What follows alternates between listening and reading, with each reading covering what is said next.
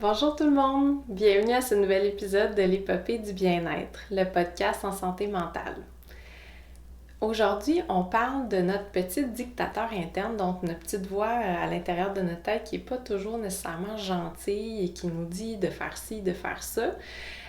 Donc, on va en parler dans quelques secondes. Juste avant, je voulais vous dire un gros merci pour vos commentaires. Ça fait toujours plaisir. Je fais ce podcast-là pour aider les gens.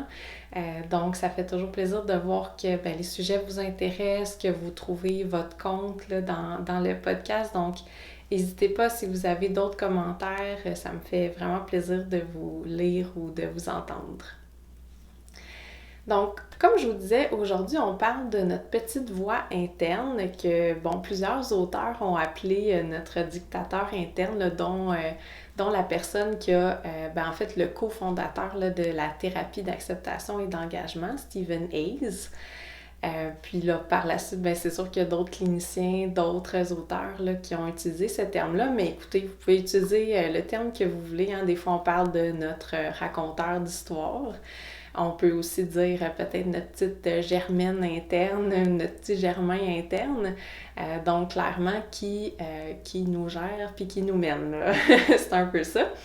Puis en fait, l'idée du dictateur est quand même bonne parce que dans une dictature, on manque un peu d'autonomie puis de liberté. Puis veut pas, quand on écoute notre petite voix, des fois, c'est là que ça mène. Ça mène à perdre un peu notre liberté par rapport aux actions qu'on fait.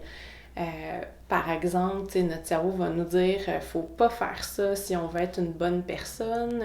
Faut faire ci si on veut être aimé. T'es comme ci, t'es comme ça. » Donc, on va avoir tendance à agir aussi selon la façon que notre cerveau nous dit qu'on est. Donc, par exemple, si on se trouve... en fait, si notre dictateur interne nous dit qu'on est laid, qu'on est stupide, que personne ne va nous aimer, que ce qu'on fait, c'est pas bon, qu'on est incompétent. Il y en a, là, je pense que vous pouvez trouver probablement des choses que votre cerveau vous dit à propos de vous qui est très dur, puis qui est pas nécessairement vrai aussi, d'ailleurs. Mais on va avoir tendance à agir selon les façons que notre cerveau nous dit qu'on est. Par exemple, justement, s'il nous dit qu'on n'est pas beau, pas belle, peut-être que ça va faire en sorte qu'on va pas aller aborder quelqu'un qui nous intéresse. Ou s'il nous dit qu'on est stupide ou incompétent, on va peut-être pas appliquer sur un programme où est-ce qu'on veut étudier ou une job qu'on voudrait avoir. Mais ça reste que c'est quand même dur de vivre constamment avec cette petite voix-là, puis elle va nous amener toutes sortes de stress et d'inconfort, de doute aussi quand même. Puis notre petit dictateur interne aussi, ce qu'il va faire, c'est nous dire par exemple qu'on peut pas vivre telle émotion, qu'on peut pas ressentir ça. Justement, c'est cette petite voix-là qui nous dit qu'il faudrait toujours être heureux, qu'on peut pas ressentir l'anxiété, qu'on peut pas ressentir la peine, la colère, et qui va nous dire aussi qu'il faut faire plein de choses pour plus vivre ça. Donc, c'est lui aussi qui nous dit qu'on est brisé, qu'il y a quelque chose qui ne va pas avec nous, qu'il faut faire de quoi avec ça. Donc ça, c'est toute notre petite voix un peu dictatrice qui va venir nous dire ce genre de choses-là. J'ai 2 bonnes nouvelles par rapport à ça. J'ai pas de mauvaises nouvelles. Ça, c'était la mauvaise nouvelle qu'on a cette voix-là dans notre tête. La bonne nouvelle, comme je vous dis souvent, c'est que c'est un processus qui est normal. La plupart de nos cerveaux fonctionnent comme ça. Tant mieux si votre cerveau n'est pas aussi dur avec vous. Je vous dirais qu'en général, cette voix-là est quand même là, mais pas toujours peut-être aussi raide puis aussi dure envers les gens. Puis tant mieux si c'est le cas. Mais je veux vous dire quand même que c'est normal d'avoir cette voix-là dans notre tête. Comme je vous disais dans un autre épisode, cette voix-là est là pour nous protéger. C'est notre survie. Si elle nous dit qu'on est stupide, c'est parce qu'elle veut pas qu'on échoue, par exemple, ou ça nous dit qu'on est incompétent, même chose. Ou par exemple, si elle nous dit qu'on est bizarre, socialement inadapté, c'est qu'elle essaie de nous protéger d'être rejeté. Donc, elle fait pas ça pour mal faire, c'est quand même notre cerveau, c'est notre organe de survie. C'est juste que des fois, la façon que c'est fait, la façon que c'est dit, c'est vraiment dur, puis ça va nous empêcher de faire plein de choses qui, au final, pour notre vie, c'est quand même importante, puis qui est utile et important pour nous. Donc, cette petite voix-là est bien utile à plein de niveaux, hein. Elle va nous protéger, elle va nous dire « Oh, attention, il y a peut-être un danger là ». Elle est utile, cette voix-là. Par contre, c'est qu'elle souvent, elle va nous dire des choses qui vont peut-être être moins utiles. Justement, qui vont nous empêcher d'aller faire des choses peut-être qui sont importantes pour nous, mais qui créent un certain inconfort, entre autres parce qu'elle nous dit qu'on est telle chose, puis que là, ça cadre pas. Ce qu'on va faire cadre pas nécessairement avec ce qu'elle nous dit. Par exemple, si elle me dit ben t'es pas bonne pour faire des podcasts, ben si je vais le faire pareil, c'est sûr que ça crée plus d'inconfort que si ma voix était comme wouhou, t'es bonne à faire des podcasts, vas-y, c'est sûr que c'est pas pareil. Donc, première bonne nouvelle, c'est que c'est tout à fait normal comme processus. Il n'y a rien qui va pas avec vous, il n'y a rien qui va pas avec moi. C'est une petite voix qui est normale dans notre tête. Donc, la deuxième bonne nouvelle par rapport à notre petite voix dictatrice, c'est que c'est possible de pas nécessairement l'écouter, ou du moins de pas faire ce qu'elle nous dit. En fait, c'est pas nécessairement possible de l'arrêter complètement. Ça, je sais, c'est peut-être pas la meilleure nouvelle, mais c'est possible d'avoir une nouvelle relation avec cette voix-là, de sorte que on peut l'entendre, on peut l'écouter et on peut aussi faire ce qu'on veut faire. Par exemple, si elle vous dit « t'as clairement pas les compétences pour cette job-là », ben on peut quand même postuler, par exemple, puis la laisser parler tout seul. Ou on peut quand même faire les choses, même si cette voix-là, elle est là. Donc, la première chose par rapport à prendre une nouvelle perspective, par rapport à nos pensées, là, peut-être un peu plus dictatrices, c'est déjà de reconnaître que ce sont seulement des pensées. Des pensées, on en a, je ne sais pas combien par jour, mais on en a beaucoup. Si vous avez déjà fait de la méditation, de la pleine conscience, vous savez que, tu sais, on peut se poser on peut, mettons, faire 10 minutes de méditation, puis là-dedans, on va avoir peut-être quelques secondes de répit, mais à peine. Parce que si c'est pas des pensées auto-dévalorisantes, par exemple, comme ce que fait notre cerveau dictateur, ou si c'est pas des choses qu'on a fait dans la journée, ben ça va être qu'est-ce qu'il faut que je fasse plus tard, c'est quoi ma liste de tâches à faire, qu'est-ce que j'ai goût de manger à soir, qu'est-ce que j'ai déjà dit dans le passé à quelqu'un. Donc c'est constant, c'est sans arrêt. Et l'affaire, c'est que les pensées, il y en a qui collent plus que d'autres. Donc, des pensées, par exemple, comme « t'es stupide », les autres vont te rejeter, c'est sûr que c'est des pensées auxquelles on accorde beaucoup d'importance. Et là, je vous amène à un concept vraiment important dans la thérapie ACT, c'est le concept de fusion. Donc, dans le fond, c'est qu'il y a des pensées avec lesquelles on est vraiment fusionné. Donc, en gros, là, en bon québécois, on les prend pour du cash. Donc, notre cerveau nous dit « t'es stupide », on fait « je suis stupide » et on agit selon ce que notre cerveau nous dit. Et donc là, il y a la fusion, mais il y a aussi ce qu'on appelle la diffusion. Donc, on va commencer à regarder notre pensée plutôt qu'à être prise avec la pensée. Donc, on va faire comme « Ah, mon cerveau vient de me dire que je suis stupide. OK. Puis peut-être que je peux quand même faire les choses que je voulais faire, même si mon cerveau est en train de me dire ça. » Ou « Ah, voilà cette pensée-là. » Ou « Ah, voilà cette histoire-là que mon cerveau me raconte souvent par rapport au fait que je suis stupide. » C'est assez différent de « je suis stupide » puis c'est tout. Il y a comme un processus un peu de détachement on n'est plus collé à la pensée. Puis si je peux vous donner une métaphore là, assez populaire par rapport à ça dans notre domaine, c'est un peu la métaphore des hameçons. Fait que c'est un peu comme si notre cerveau, il nous pêchait, je m'excuse, on est comme des poissons dans cette histoire-là, mais mettons qu'on est de très beaux poissons, des baleines ou des dauphins, tu sais.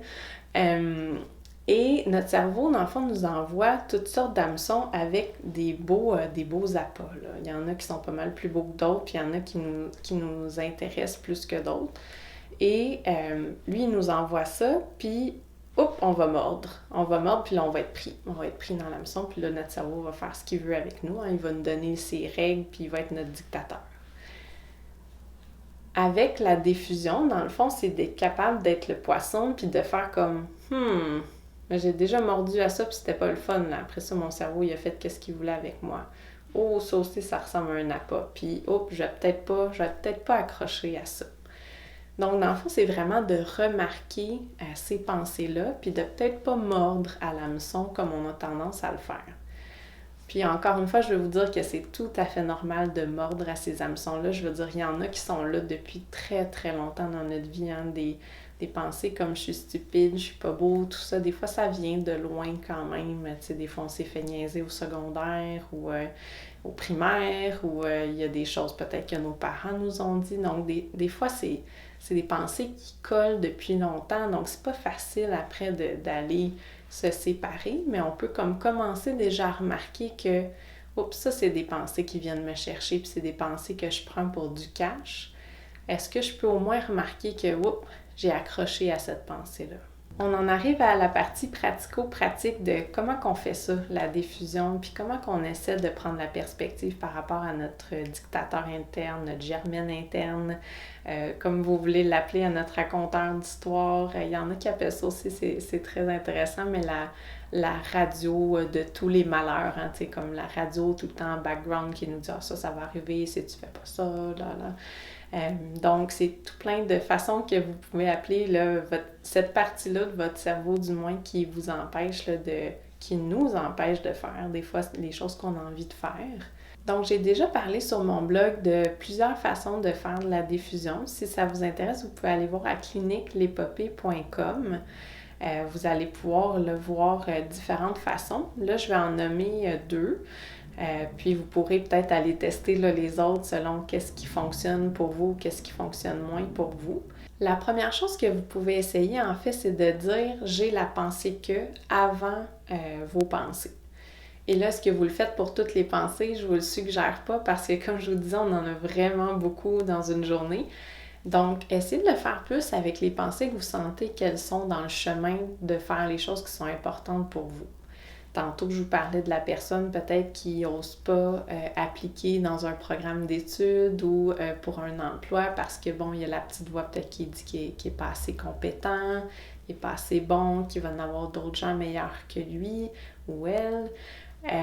Donc, en disant, par exemple, j'ai la pensée que tout le monde va être meilleur que moi, j'ai la pensée que j'ai pas les compétences, je sais pas si vous trouvez, mais ça permet d'avoir une petite perspective. Hein. C'est une pensée que j'ai eue, ça veut pas dire que c'est vrai, ou du moins, elle n'est pas si utile pour moi en ce moment, cette pensée-là, parce que j'aimerais ça appliquer pour cet emploi-là, ou ce programme d'études-là.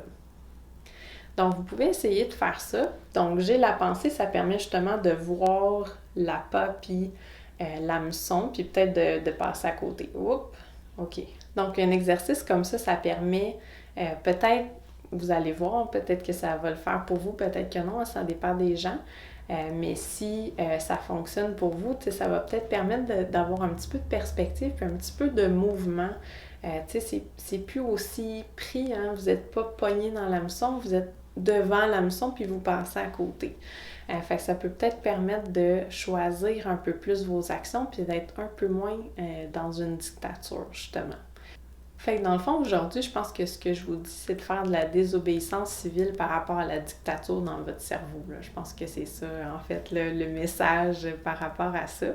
C'est que, notre cerveau nous envoie plein de règles. Puis en fait, c'est de voir, est-ce que moi, ça me convient, cette règle-là? Est-ce que cette règle-là, elle m'aide ou elle m'aide pas beaucoup? Donc, si elle m'aide pas beaucoup, est-ce que je peux faire quelque chose pour peut-être faire ce que j'ai envie, même si cette règle-là est là? Hein? Par exemple, tantôt, je vous disais, faut faire ça pour être aimé. Par exemple, j'ai pas le droit de dire non à quelqu'un, sinon elle m'aimera pas. Mais souvent, ce genre de pensée-là, ça nous aide pas beaucoup. Hein? Ça fait en sorte que, oui, les autres, ils vont peut-être nous aimer, mais nous, prendre soin de nous, par exemple, ou quoi que ce soit, ça va être vraiment difficile. Donc, des fois, c'est pas super fonctionnel, nos règles qu'on a dans notre cerveau. Donc, ça, c'est une autre chose que vous pouvez penser par rapport à ça. Et la deuxième chose que vous pouvez essayer de faire par rapport au dictateur interne, c'est de vous dire « Ah, telle histoire vient d'apparaître dans mon cerveau. » Fait que c'est un peu comme j'ai la pensée que, mais là on dit un peu sous forme d'histoire. C'est quoi les histoires que votre dictateur interne a tendance à vous raconter souvent? Moi, je vous ai déjà parlé de mon petit cerveau perfectionniste qui va avoir tendance à me dire que j'en ai pas fait assez. Je pense que ça, c'est une histoire quand même qui est assez commune. Hein? On fait pas assez comme parents, on fait pas assez comme travailleurs, on fait pas assez comme amoureux, amoureuse, on fait pas assez comme étudiant. Donc, c'est une histoire quand même commune. Donc, peut-être que ça, c'est une histoire que vous voyez apparaître ou une histoire par rapport à les gens vous aimeront pas si vous faites ci, ça, ou une histoire par rapport à votre compétence, à votre beauté, à votre corps. Donc, on a plein d'histoires dans notre cerveau. Et dans le fond, c'est de voir lesquelles, justement, des fois, qui nous empêchent de faire qu'est-ce qu'on a envie de faire. Donc, de se dire, ah, voici telle histoire là, qui vient d'apparaître dans mon cerveau, ça permet un peu comme j'ai la pensée de que de faire une petite séparation. Hein. C'est une histoire que mon cerveau me raconte. Ça veut pas dire que c'est vrai, puis ça veut pas dire non plus que je suis obligée de suivre qu'est-ce que cette histoire-là me raconte. Donc, si je fais un petit résumé de ce qu'on a parlé aujourd'hui, j'ai parlé de notre dictateur interne, la petite voix à l'intérieur de nous qui a tendance à nous donner des règles, de nous dire fais ça, sinon ça va arriver. Et je vous ai dit que ça peut devenir de la fusion si on accroche à ces pensées-là et si on les croit à 100%. Et je vous ai parlé de diffusion quand on arrive peut-être à prendre la perspective par rapport à ces pensées-là puis dire oh, attends, mon petit cerveau dictateur, il vient de me dire telle règle, il vient de m'envoyer telle pensée, m'envoyer telle histoire. Puis voir comment ça file pour vous d'essayer de faire ça, puis de vous dire, OK, je viens d'avoir telle histoire. Est-ce que cette histoire-là, elle m'aide ou elle m'aide pas? Ou cette pensée-là, est-ce qu'elle m'aide, elle m'aide pas? Puis si elle m'aide pas, est-ce que je peux la laisser de côté puis essayer de faire ce que j'ai envie de faire maintenant? Dans le fond, comme je vous disais, c'est important d'utiliser ces exercices-là, surtout quand les pensées sont dans le chemin. Hein, quand vous voyez que ça vous bloque pour faire quelque chose d'important pour vous, c'est vraiment des bons temps pour le faire. Vous pouvez aussi vous donner des moments dans la journée pour pratiquer ça parce que des fois, c'est plus facile aussi de le faire avec des pensées peut-être un peu plus anodines hein, que les pensées vraiment difficiles. Fait que, vous pouvez, comme dans la méditation, par exemple, pratiquer le fait d'observer ces pensées-là puis dire « j'ai la pensée que », mais c'est sûr qu'on peut pas le faire là, tout le temps dans la journée parce qu'on a tellement des pensées qu'on n'y arriverait pas, là, on n'arriverait pas à se concentrer. Donc, ça fait pas mal le tour de ce que je voulais vous dire par rapport à notre dictateur interne. J'espère que c'est aidant, j'espère que ça fait du sens pour vous. Si vous avez des questions, n'hésitez pas, je suis là pour y répondre. Je vous invite, là, comme toujours, à venir sur la communauté, là, Facebook, l'épopée du bien-être, les acolytes. Donc, est-ce qu'on peut jaser là, un peu des différents épisodes et justement, vous allez pouvoir poser des questions, parler avec les autres si vous avez envie.